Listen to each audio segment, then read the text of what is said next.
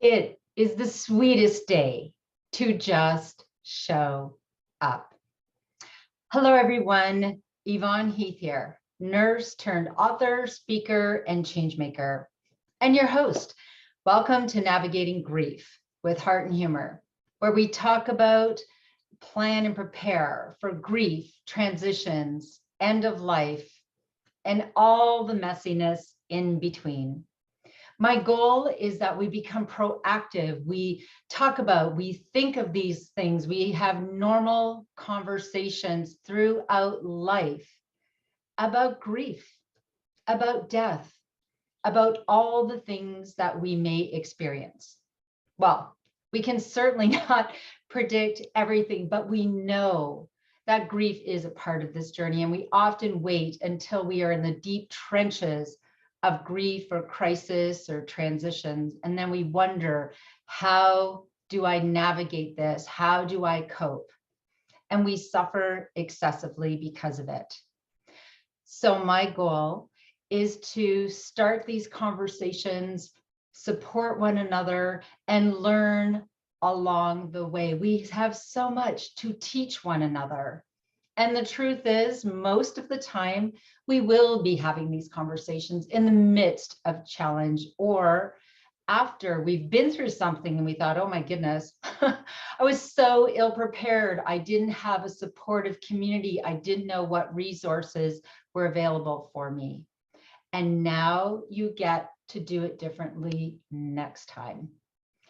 And so as always, I'm going to take a moment to sort of ground myself right here, right now, as you have and I have. We have all kinds of other distractions and things calling us away. And I want to be fully present with you at this time. And I invite you to do what you need to do to just quiet the other noise, to be fully here, to land here, set an intention. What do you need to hear today? What do you need to take in? And so I always start with a couple of deep breaths because that just helps me to center myself, to focus, and to ground myself here. And I invite you to do the same. So I always like to breathe in through my nose and exhale through my mouth. And that just helps me. It just calms everything for me and allows me to be more present.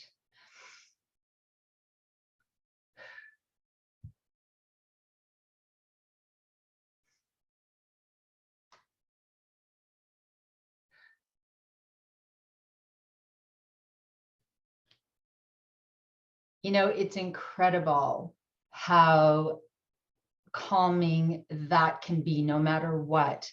And, you know, when people say, I'm so stressed, I'm so anxious, and I say, are you drinking enough water? And have you taken the time to pause and just take a few deep breaths, even if it's 5 minutes?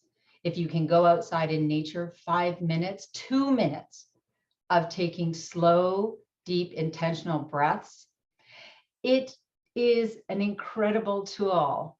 So yes, feel free to use that anytime. So last week I started something wonderful. I shared that every year I reread my book, Love Your Life to Death, because going on this journey had a tremendous impact on my life. It changed my life, actually, because when I was writing my book, I interviewed hundreds of people and I heard so many stories, and it was just, I had one aha moment after the other. I became that kooky author in the forest. I could barely sleep because people were sharing just the most heartwarming, heart-wrenching stories, and they were beautiful stories of navigating grief and joy and moving forward to live life fully again. And so I learned a tremendous amount. And so every year I reread my book, and I just pause and reflect, and I often reach out to the people that shared their stories with me. And it's a really wonderful ritual. And I just wanted to share it with you this year because so last week I shared the introduction to my book, and it's called It Was a Good Death. It was one of the first stories I heard, Homer's story. an incredible human being who was blinded as a teenager, lived a very full life, and planned his death well. And as I heard that story, I was just taken aback at how, wow, no matter what cards we are dealt, we always have a choice, right? We always have a choice of what we do with that. We don't always have the choice we wish we had. And I think that's the difference. People say, I don't have a choice. I wouldn't choose this. I say, yes. It's always a yes. And yes, I understand. Absolutely. Who would choose to have a loved one die? Who would choose to go through trauma? Of course, no one would. The next chapter of your life is what you get to choose, how you're going to navigate, what you're going to focus on. And it's amazing, I've learned quite a bit from children, actually, because the way children grieve, they go in and out of grief. They struggle, they ask questions. This is often what I've experienced and heard from other people. And then they go and play. And, sometimes adults think, oh, they're not processing their grief. Well, no, they're processing. That's what they do. It's like they take their breaks from grief. And then they might come back to it. Whereas adults, it's kind of like we feel like we need to grieve 24/7. And that sort of how much we grieve shows how much we loved that person. And that isn't necessarily true. You can love someone with all your heart and soul who has died and still have a life with joy. And you can, as I love to share, be the evidence that their life made a difference and keep their spirit alive and talk about them. And it's like reframing your relationship with them. It's no longer a physical relationship, right? You have this spiritual relationship or connection. And that's what I choose to believe. So going back to my book, it's amazing. When I started this journey, I suffered excessively. I did not have the coping skills, strategies. I did not have a belief about life and death that created a soft landing in my life. And when someone died, I did not have an acceptance. I did not accept that we all have our journeys. Some journeys are harder than others. It is not our job to judge or to fix, but we can love and support people along the way. I didn't have those skills. So when I reread my book, and I remember hearing these stories, and I would just leave and, I would be sobbing, and I would just I could literally feel my heart aching. And now I love rereading them because I know I am in such a different place. I haven't started caring less.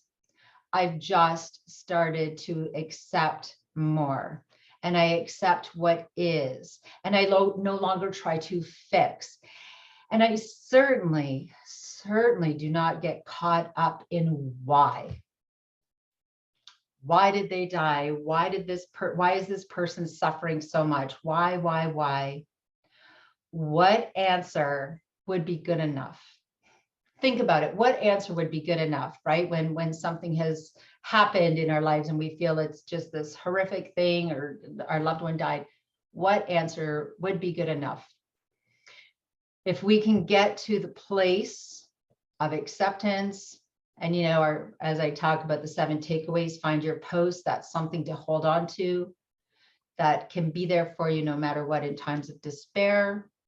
If you have, something, your religion, a spirituality, yoga, nature, something that you can hold on to that can be there for you no matter what, then perhaps we can have, right, that grief in our lives and joy.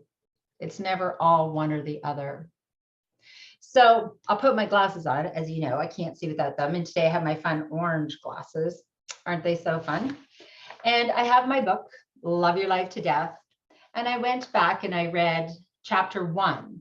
And as I said last week, I shared the introduction, and I'm just going to share a few highlights. I'm not going to read the whole chapter. But, as I read and I said, I started with the beginning of my nursing career. And, I do, as I'm reading this, I do have a lot of tears sometimes because I wish, the old, I wish I knew then what I know now. Wow, I could have just showed up for people and loved them, which I did, made them laugh, which I did because I'm funny, and I was silly, and I love them so much, and I would have empowered them more. I would have been able to give them those lessons. And that was something for me to grieve, right? You don't know what you don't know. So now I am devoting the rest of my life to doing it differently myself and teaching others to do the same. And so chapter 1 is my nursing journey, lessons in life and death. And I'll just start telling you a little bit about my journey. So after becoming a nurse in 1988, my adventurous spirit led me to travel and work in 10 hospitals in Louisiana, Texas, New York State, and Ontario. I witnessed many deaths of people young and old, some expected, some not. Regardless of the circumstances, many patients, their families, and even the healthcare professionals who cared for them did not know how to cope with loss, grief, and letting go. I had no training in how to help someone die well, and I was too inexperienced, ill-equipped, and ill-prepared to truly be helpful to the dying or to those who love them. I cared deeply and showed great compassion, but I did not empower them. Looking back, I would have done things so differently. I would have been a calm presence, even in the midst of the hospital chaos. I would have held more hands and asked the dying what they needed, instead of performing my regimented nursing duties, such as bathing or taking their blood pressure. I would have talked less and listened more.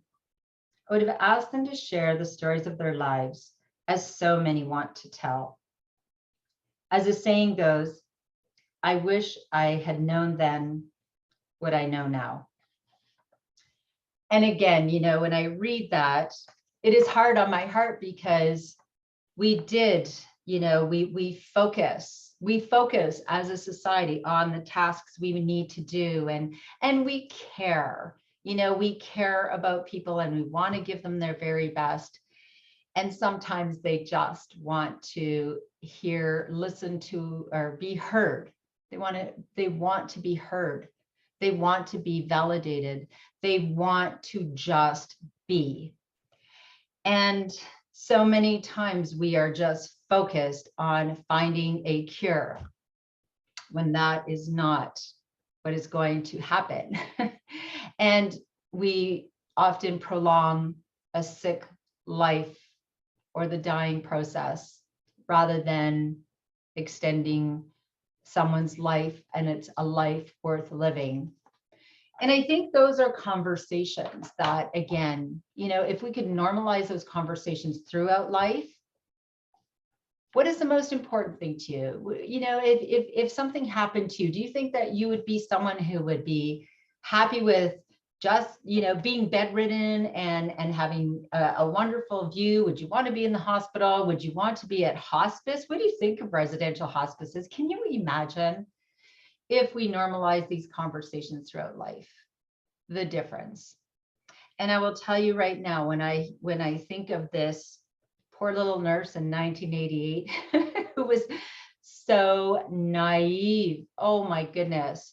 And I thought I was, just going to go out there and make everything better. And there's nothing that can prepare you fully for the trauma or crisis that may arise in your life, whether it's as a nurse or as, a person in the community. However, again, it's back to that foundation, right? When I'm talking about the takeaways, that foundation of what you believe about life and death. What are your coping skills and strategies that will help you? What helps you to process grief? What does grief mean to you? What do you understand about grief?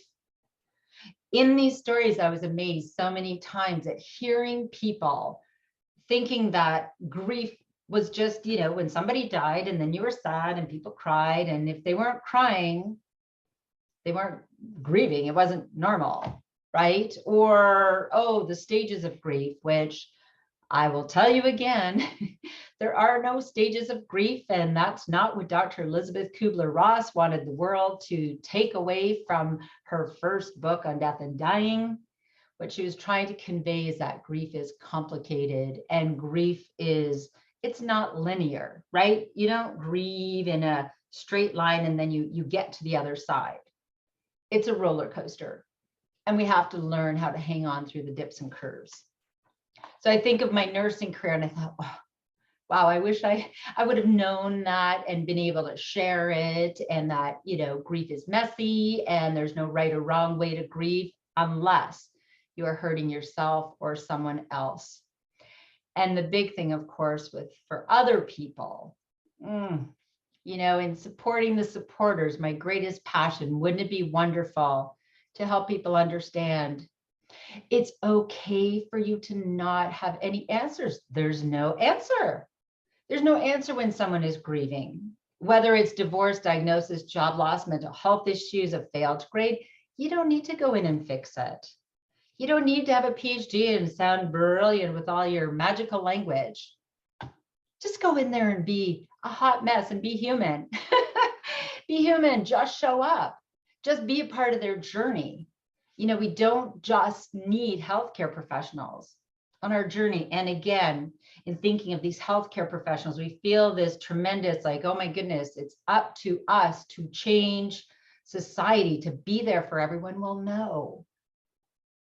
We need our whole village, our family, friends, neighbors, coworkers, everyone to be a part of this. The burden of thinking that healthcare professionals have to have all the answers is crushing. So again, I think of this young, naive little nurse. Oh my goodness. And I'll continue with something I wrote. Looking back, as I'm talking about people's stories and what they shared, I realized that when I look back at all the people that I supported, how much their lives and deaths impacted me, I was not well prepared for letting go and suffered for it. Loving people is always worth it. But when we can accept death as a part of life, we suffer less in our grief. We can move through it with greater ease. I've learned the hard way through years of excessive suffering. And again, I also felt like that showed how much I cared, right? When I suffered along with people. And then I realized, you can't help those who are poor by being poor.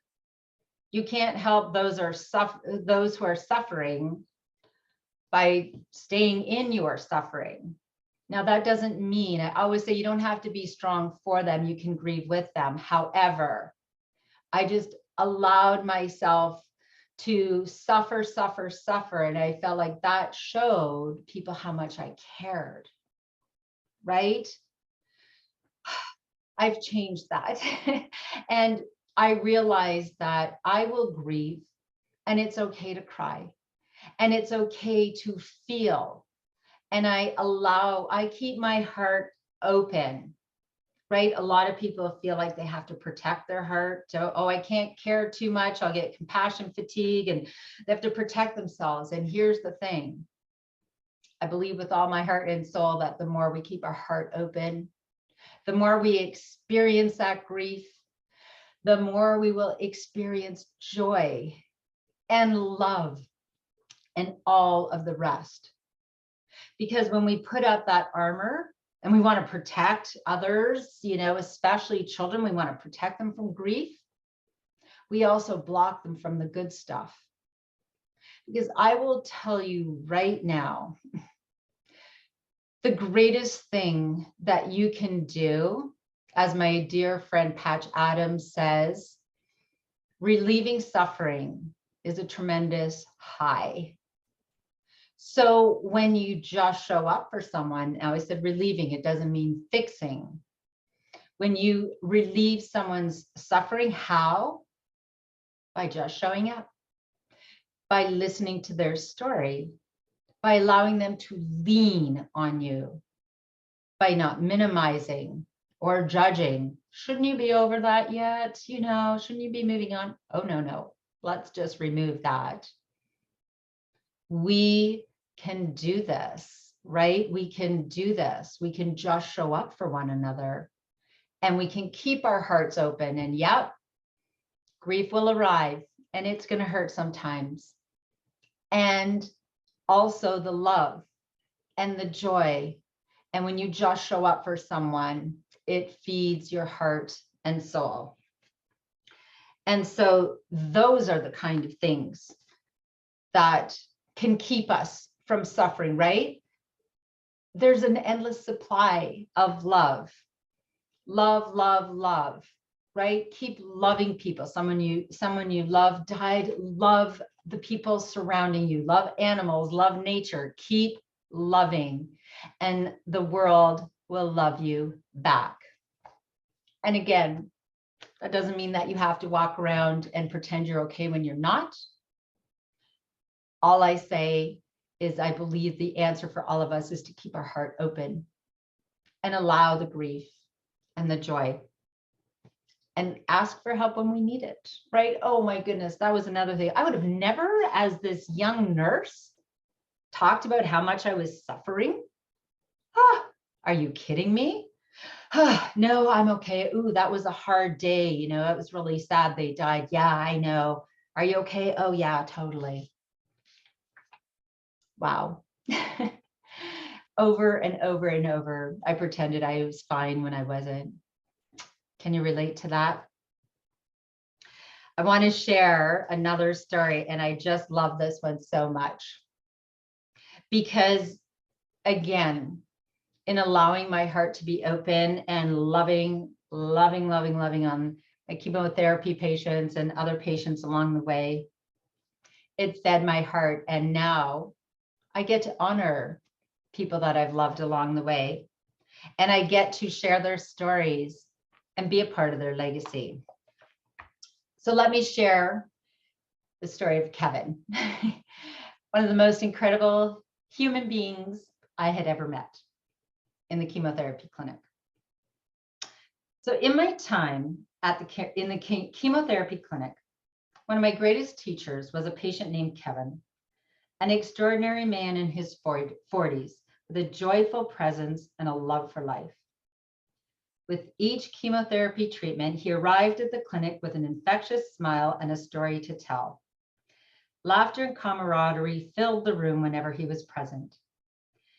When his chemo stopped killing his cancer, Kevin lived every day to the fullest until he was no longer able. One night, when my husband, Jordy, who's a paramedic, was on duty, he brought Kevin to the hospital by ambulance. It was Kevin's final journey. As I did with many patients, I went to visit him to give him my love and support. I began to cry as he comforted me. He said, "Don't worry, it's okay." Oh my goodness, I'm supposed to be comforting you, I blubbered. My tears would not stop flowing. We laughed, hugged, and shared some great last moments together. I am in awe of Kevin and asked many times while he sat in his recliner receiving his chemotherapy, how he had such an accepting and gracious attitude, knowing he was dying. In his usual nonchalant way, he would just smile and say, "What are you going to do?" That December, he joined his father, who had died 5 years before in the same month, a time when families should be celebrating the holidays. I often see Kevin's mom, Carol, who loves to talk about her son with pride. I asked her how she was able to cope with Kevin dying, and she lovingly replied, "It was because of him. We would talk and he would say, when my time comes, he wanted to talk about it. And so we did. He made it easier for me. What does Carol do to fill her time? She volunteers at the residential hospice. We have much to learn from Kevin and Carol. And I shared my new purpose. In my nursing career, my personal life, I witnessed and felt a lot of suffering stemming from our death-phobic culture. Patients, families, and healthcare professionals are often reluctant to have brave conversations and make logical decisions about quality of life over quantity and when to let go. We are uncomfortable having the talk about end of life, and so we avoid. And because of this, sometimes dying can fall through the cracks. You know, it is incredible that we have been talking about this. As I mentioned, Dr. Elizabeth Kubler-Ross, her book on death and dying, where she sat at the bedside of dying patients and realized they had a beautiful story to tell and how much we could learn from them.